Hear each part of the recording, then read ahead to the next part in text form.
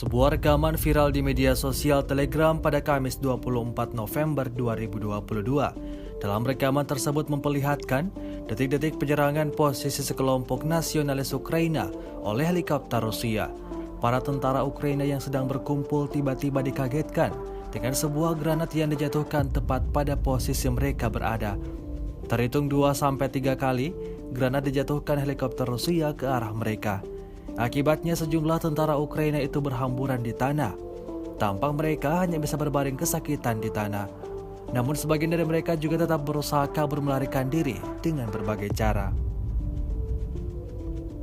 Rusia melaporkan secara total 333 pesawat Ukraina, 177 helikopter, 2.554 kendaraan udara tak berawak, 390 sistem rudal anti pesawat dieliminir sejak awal operasi khusus.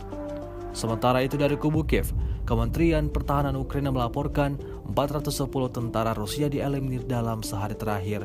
Total 85.410 prajurit Federasi Rusia meninggal sejak awal konflik hingga hari ke-274.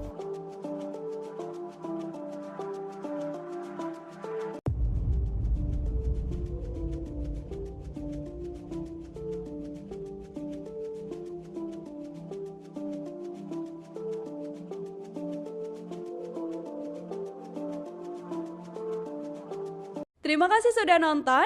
Jangan lupa like, subscribe, dan share ya.